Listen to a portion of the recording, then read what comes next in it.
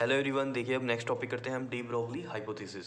देखो अभी तक आपको पता है कि हमने पढ़ा है कि रेडिएशंस जो हैं यानी कि जिसमें हमने कंसीडर किया लाइट को, लाइट के लिए आपको पता है इसका वेव नेचर भी होता है और साथ में आपको पता है इसका पार्टिकल नेचर भी होता है। ठीक है, पार्टिकल नेचर हमने कहाँ से देखा था?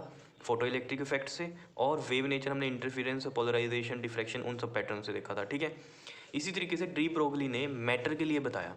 मैटर के लिए क्या बताया कि इसका भी पार्टिकल नेचर तो है ही, एक मैटर है, मैटर मतलब कोई ऑब्जेक्ट है, पार्टिकल तो है ही। ठीक है, साथ साथ मैटर के लिए भी उसने क्या बोला कि इसका भी नेचर कैसा है?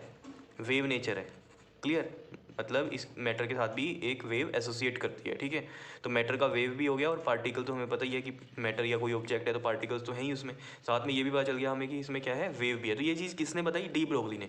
इसलिए नाम पड़ा डी ब्रोगली हाइपोथेसिस। हाइपोथेसिस मतलब क्या है कि उसने जो थ्योरी दी, ठीक है ना, मतलब इसका अगर हिंदी में वर्ड सोचें हम तो क्या होगा? परिकल्पना। उसने क्या कल्पना की, क्या एजम्पशंस की। ठीक है, तो जैसे लाइट के लिए देखा कि वेव और पार्टिकल नेचर है, इसी तरीके से उसने सोचा कि मैटर के लिए भी क्या है? पार्टिकल और वेव नेचर। तो इस चैप्टर का नाम आपको समझ में आ रहा होगा, ड्यूल नेचर ऑफ, ड्यूल मतलब दो नेचर है, पार्टिकल और वेव नेचर। किस किस का? मैटर का और रेडिएशन का, इसलिए नाम है dual nature of matter and radiation. तो अभी तक आपने रेडिएशन के बारे में पढ़ा, अब मैटर के बारे में किसने बता दिया आपको? डी ब्रोगली ने। क्लियर, तो ये देखो यहाँ लिखा भी हुआ है, अकॉर्डिंग टू दिस, यानी कि according to de Broglie, a moving material particle, अगर एक मूविंग मटेरियल पार्टिकल है, some time act as a wave and some time act as a particle, मतलब वेव भी एक्ट करता है और पार्टिकल की तरह भी वो एक्ट करता है। क्लियर है, और जो वेव एसोसिएट करती है, यहाँ लिखा हुआ है, अ wave associated with moving particle which controls a particle in every aspect, मतलब जो उसके साथ वेव एसोसिएट होगी, ऑब्वियस सी बात है, अगर हम कह रहे हैं एक वेव नेचर है, ठीक है, तो जो पार्टिकल मूव कर रहा है, ठीक है, उसकी एक वेव है, यानी कि वो वेव उसको क्या कर रही है? कंट्रोल कर रही है उसकी मूवमेंट को। ठीक है ना, a wave associated with moving particle which control the particle in every aspect, उस वेव को हम क्या बोलते हैं? De Broglie wave. This wave is known as de Broglie wave, या फिर हम क्या बोलते हैं? Matter wave. और इस वेव की जो वेवलेंथ है उसको हम क्या बोल देते हैं? De Broglie wavelength. क्या इतनी बात क्लियर है या नहीं है? तो जो अकॉर्डिंग टू डी ब्रोगली था, वो लैम्डा क्या बताता है, यानी कि वेवलेंथ जो बताता है वो क्या बताता है? एच बाय एम वी, यानी कि lambda h by p, momentum ही होता है, मास इंटू वेलोसिटी। ये चीज़ उसने गिवन दी आपको। ठीक है ना, तो इस चीज़ को प्रूफ करते हैं हम, lambda is equal to h by m v, मतलब जो वेव एसोसिएट कर रही है पार्टिकल्स के साथ, उसका जो वेवलेंथ है वो एच बाई एम वी कैसे आई। ठीक है, इस चीज़ को देखते हैं। देखो जरा, आपको पता है अकॉर्डिंग टू आइंस्टाइन क्या होता है आपके पास? बताओ जरा, एनर्जी क्या होती है अकॉर्डिंग टू आइंस्टाइन? पता है आपको? E इक्वल टू होता है आपके पास एम सी स्क्वेयर। क्लियर, इसको फर्स्ट इक्वेशन मान लेंगे। मास, एम मास होता है, सी क्या है हमारे पास यहाँ पर? स्पीड ऑफ लाइट है। क्लियर है, और अकॉर्डिंग टू प्लैंक्स थ्योरी, यानी कि according to Planck's, E equal to आपको पता है एनर्जी, यानी कि जो हमने फोटो इलेक्ट्रिक इफेक्ट में पढ़ा था, E इक्वल टू क्या होता है? H mu. एच क्या है? प्लैंक्स कांस्टेंट, और म्यू क्या है यहाँ पर? फ्रीक्वेंसी है। क्लियर है इतनी बात? ठीक है, इनको हम सेकंड इक्वेशन बोल देते हैं। क्लियर, और यहाँ से देखो दोनों ही एनर्जी है, इनको हम इक्वेट करें यहाँ से, देखो जरा, फ्रॉम फर्स्ट एंड सेकेंड, देखो दोनों ही एनर्जी है हमारे पास। ठीक है, इनको इक्वेट करते हैं यहाँ से, तो देखो जरा क्या आ जाएगा आपके पास? M c square equal to में एच म्यू आ जाएगा। ठीक है, समझ रहे हो ये बात? अब आपको पता है जो नॉर्मल जो लैम्डा होता है वो आपके पास क्या होता है? सी बाई न्यू होता है। ठीक है ना, सी बाई न्यू, और अगर यहाँ से हम इस न्यू यानी फ्रीक्वेंसी की वैल्यू देखें तो वो क्या हो जाएगी आपके पास? सी बाई लैम्डा हो जाएगी। ठीक है, तो यहाँ पर ये वैल्यू पुट कर देते हैं हम। समझ रहे हो? देखो ये तो हमारे पास ये रफ में था।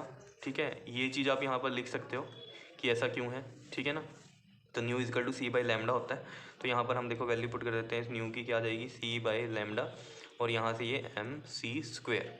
अब देखो ज़रा यहाँ पर अगर आप ध्यान दो, यहाँ पर इस लैम्डा को हम इधर ले जाते हैं। ठीक है, देखो ज़रा, इस लैम्डा को इधर ले जाते हैं, और ये एच सी और ये एम सी स्क्वेयर इधर आ गया।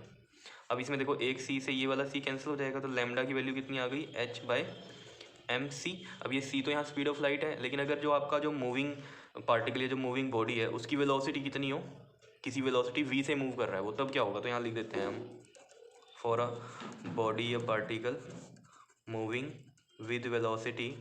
देखो इतनी बात तो आपको पता है ना, हम अगर मैटर की बात करें, मैटर का मतलब क्या है? कोई भी ऑब्जेक्ट। ठीक है, और ऑब्जेक्ट में क्या होंगे? उसमें पार्टिकल ही होंगे। ठीक है, तो यहाँ पर लिख दिया हमने for a body moving with velocity v, तो लैम्डा क्या हो जाएगा? अब यहाँ पर देखो h बाय सी की जगह क्या आ जाएगा? v आ जाएगा। समझ रहे हो?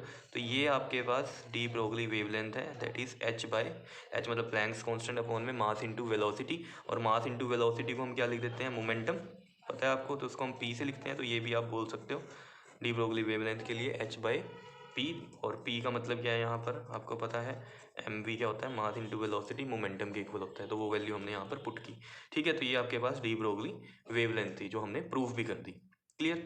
अब आपके मन में आ रहा होगा कि अगर हर एक ऑब्जेक्ट की वेव भी है, ठीक है ना, तो यानी कि वो वेव फिर दिखाई देनी चाहिए आपको, लेकिन ऑब्जेक्ट जब आप मूव करते हो, यानी जैसे आप एक एग्जांपल, एक बॉल को आप थ्रो कर रहे हो, ठीक है, मतलब वो मूविंग हो गया, तो उसकी वेव तो दिखाई नहीं दे रही आपको। ठीक है, तो वेव क्यों नहीं दिखाई देती उसको हम इस क्वेश्चन में क्लियर करते हैं। देखो क्वेश्चन क्या है हमारे पास कि why we can not see the wave associated with moving football. अब यहाँ फुटबॉल है मूविंग, ठीक है ना, तो एक फुटबॉल जब मूव कर रही है उसकी हम वेव एसोसिएटेड जो है उसको नहीं देख सकते। क्यों नहीं देख सकते, देखो जरा, डी ब्रोगली जो वेवलेंथ है वो हमें पता है लैम्डा इजकल टू होती है आपके पास एच बाय एम वी। और यहाँ पर देखो जरा, अगर आप ध्यान दो, लैम्डा और एम में मतलब मास में क्या रिलेशन है, that is inversely proportional to mass. अब देखो यहाँ मास जो है फुटबॉल का वो बहुत ज़्यादा है, ठीक है ना, मास क्या है, बहुत ज़्यादा है फुटबॉल का।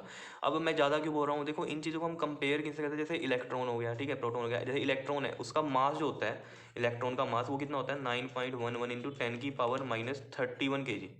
अब देखो ना, ये 9 kg नहीं है, 9.11 इंटू 10⁻31, 10⁻31 मतलब क्या है, 9.11 को हम डिवाइड करते हैं किससे, 10⁻31, नीचे कितनी है, 1 के आगे जीरोस, 31 जीरोस हैं। तो मतलब अब ये जो आंसर आएगा यहाँ पर वो कितना आ जाएगा आपके पास, 0.0000 अप टू 30th जीरो तक लगाएंगे, फिर ये 9 ही है, ये होगा आपके पास केजी में। तो ये तो बहुत ही छोटी वैल्यू है मास की, ठीक है। तो इन चीज़ों से कंपेयर कर रहे हैं हम यहाँ पर फुटबॉल के मास को, तो मास बहुत ज़्यादा है, मास ज़्यादा है तो वेवलेंथ क्या होगी इसकी, बहुत छोटी हो जाएगी। समझ, इन्वर्सली प्रोपोर्शन है ना, एक चीज़ ज़्यादा है तो दूसरी क्या होगी, बहुत कम होगी।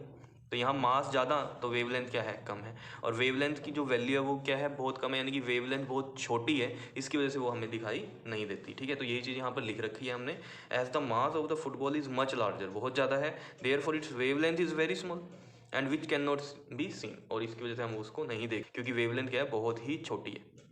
समझ में आई है ये बात, ठीक है। तो अब ये चीज़ क्लियर हो जानी चाहिए कि अगर मैटर की कोई वेव है तो फिर वो दिखाई क्यों नहीं दे रही है, तो उसका कारण क्या है कि हम जो चीज़ें यहाँ अपनी अर्थ पे देख पा रहे हैं उनके मास तो क्या है, बहुत ज़्यादा है, ठीक है, तो उनकी वेवलेंथ क्या है, बहुत छोटी है, इसलिए वो दिखाई नहीं देती। समझ रहे हो, इसलिए आप कोई भी ऑब्जेक्ट थ्रो करते हो तो उसकी वेव आपको नहीं दिखाई देती। समझ रहे होंगे बात को, ठीक है।